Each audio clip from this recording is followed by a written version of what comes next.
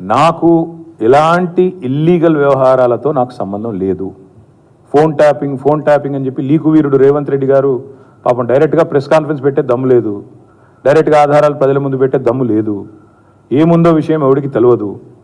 Police రిమాండ్లో ఉన్న వాళ్ళకి కూడా ఫోన్లకు వెళ్ళి మీకు లీకులు వస్తాయి. ఈయన లీకు వీరుడు. మరి లీకు వీరుడు ఏదో కష్టపడి నా క్యారెక్టర్ అసాసినేషన్ చేయాలనే ప్రయత్నంలో చాలా బలంగా ఉన్నాడు. ఎవరో హీరోయిన్లను నేను బెదిరించిన అంటది ఆ మంత్రి. ఆమెకు నెత్తుందా లేదా నాకు తెలియదు. నాకు అంత కర్మ ఏంది, నాకు ఈ దిక్కుమాలిన పనులు చేయాల్సిన పరిస్థితి ఏంది, నాకు ఎలాంటి ఫోన్ ట్యాపింగ్ వ్యవహారంతో నాకు ఎలాంటి సంబంధము లేదు. ఈ అడ్డమైన మాటలు ఎవరైనా మాట్లాడితే, చెత్త మాటలు ఎవరైనా మాట్లాడితే వారు మంత్రి అయినా ముఖ్యమంత్రి అయినా తాట తీస్తాము, లీగల్గానే చూసుకుంటాం. తాట తీస్తామంటే మళ్ళీ మీరు ఇదే యూట్యూబ్లో తమ్మునీళ్ళు పెట్టి తాట తీస్తామన్నాడు ఈయనకు అహంకారం ఎక్కువ అని చూపెడకూరి. అదే వినండి, తొందరపడకండి. తప్పకుండా లీగల్గానే ఎదుర్కొంటాం, న్యాయపరంగానే ఎదుర్కొంటాం. మాకు ఎవరిని బెదిరించాల్సిన అవసరం కానీ ఎవరిని ట్యాపింగ్ చేయాల్సిన అవసరం కానీ లేదు. కానీ దయచేసి మీడియా మిత్రులు నేను కూడా కొడతా ఉన్నా. 2014లో మా ప్రభుత్వం వచ్చింది. మా ప్రభుత్వం రాకంటే ముందు కాంగ్రెస్ ప్రభుత్వం 10 ఏళ్ళు ఉంది. ఆనాడు కాంగ్రెస్ ప్రభుత్వంలో దయచేసి ఇది గుర్తుపెట్టుకోండి, రాయండి, మీరు కావాలంటే మీ ఆర్కైవ్స్లోంచి తీయండి. ఆనాడు కిరణ్ కుమార్ రెడ్డి గారు 2011లో ముఖ్యమంత్రిగా ఉన్నప్పుడు మేము ఆరోపణలు చేయాల. కాంగ్రెస్ ఎంపీలు ఆనాడు ఈరోజు కాంగ్రెస్ ప్రభుత్వంలో మంత్రులుగా ఉన్నవాళ్ళు, ఎమ్మెల్యేలుగా ఉన్నవాళ్ళు, కోమటిరెడ్డి రాజగోపాల్ రెడ్డి, డాక్టర్ వివేక్, గడ్డం వివేక్, అదేవిధంగా పొన్నం ప్రభాకర్ గారు ఈరోజు మంత్రి. వీళ్ళు ముగ్గురు ఆనాడు ఆరోపణ చేసినారు.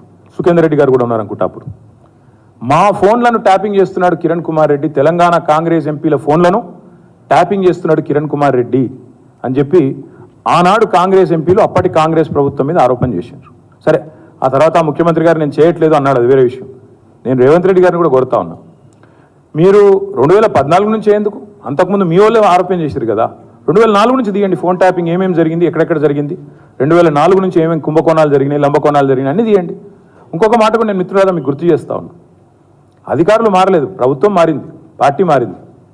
ఇదే శివధర్ రెడ్డి ఈరోజు ఇంటెలిజెన్స్ డీజీ అనుకుంటే ఇప్పుడు ఆయన, ఆనాడు ఇంటెలిజెన్స్ ఐజీగా ఉన్నారు కేసీఆర్ గారి గవర్నమెంట్లో. ఈరోజు టీఎస్పీఎస్సీ చైర్మన్గా ఉన్న మహేందర్ రెడ్డి గారు ఆనాడు రాజశేఖర్ రెడ్డి గారి గవర్నమెంట్లో ఇంటెలిజెన్స్ ఐజీ, ఆ తర్వాత మా ప్రభుత్వంలో డీజీ, హైదరాబాద్ సిపి. మరి ఈరోజు డీజీపీగా ఉన్న రవి గుప్తా గారు ఆనాడు హోమ్ సెక్రటరీ. వీరందరూ కూడా మరి ఈరోజు మా మీద చేసే ఆరోపణలు కానీ, ఇష్టం వచ్చినట్టు ఇచ్చే లీకులు కానీ, మాట్లాడుతున్న మాటలు కానీ, ఆ రోజు అధికారుల ప్రమేయం నిజంగానే జరిగింది అనుకుంటే ఒక్క నిమిషం, ఈ అధికారులకు ఎవరికి తెలియదా, వారెవరు బాధ్యులు కాదు, ఒక కేసీఆర్ గారు మాత్రమే బాధ్యుడు అనే లైన్లో ఇవాళ ఏదైతే లీకులు ఇస్తున్నారో లీకు వీరుడు, నేను అడుగుతా ఉన్నా. మరి మహేందర్ రెడ్డి గారు, శివధర్ రెడ్డి గారు, రవి గుప్తా గారు, ఇంకా చాలామంది ఉన్నారు, సజ్జనార్ గారు అన్నాడు ఎస్ఐబి చీఫ్, వీళ్ళందరూ ఉన్నారు. మరి అధికారులే మారలేదు కదా. ఫోన్ ట్యాపింగ్ నేను డిమాండ్ చేస్తున్నా ఈ ప్రభుత్వాన్ని, మీకు చిత్తశుద్ధి ఉంటే 2004 వెళ్ళి మొదలుపెట్టు, ఏమేమి ట్యాపింగ్లు జరిగినాయి. నేను నా ఆరోపణ కాదు కదా. ఈరోజు నీ ప్రభుత్వంలో నీ పక్కన కూర్చున్న పొన్నం ప్రభాకర్ గారే ఆ రోజు ఆరోపణ చేసిండ్రు. ఏమని, ఆనాడు కిరణ్ కుమార్ రెడ్డి ప్రభుత్వం నా ఫోన్ ట్యాపింగ్ చేస్తుంది. మరి అది వాస్తవమా కాదా, బయటికి తీ, విచారణ గ్యాంబిట్ పెంచు. ఆనాడు అధికారులందరినీ పిలిపి, రిటైర్డ్ ఉన్న వాళ్ళందరినీ పిలిపి, నీ కాంగ్రెస్ ప్రభుత్వం ఫోన్ ట్యాపింగ్ చేసిందా లేదా చూద్దాం. ఇంకోటి బ్రదర్, మీరు మర్చిపోయినట్టున్నారు, నేను మర్చిపోలేదు.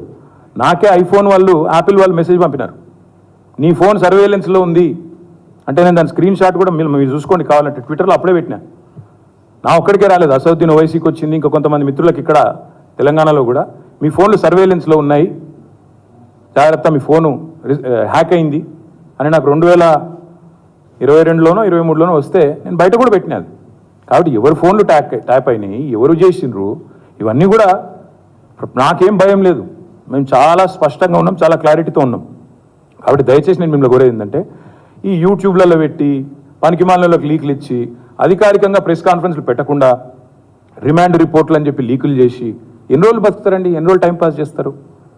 రైతుల సబ్జెక్టు మాట్లాడరు. నిన్న ఒక విలేకరు నిజాయితీగా అడిగిండు రేవంత్ రెడ్డి గారిని, 2 లక్షలు రుణమాఫీ చేస్తా అన్నారు కదా సార్, ఇంకా చేయలేదు కదా మరి మీరు, ప్రజలు అడుగుతున్నారు అంటే వెకిలి నవ్వులు చెప్పి ఆయనే చెప్పిండు కదా, ఎవడు కమిటీ కమ్మన్నాడు ఆయనను, పేద సిపాయి లెక్క మాట్లాడితే మొగోను అయితే అంటాడు కదా.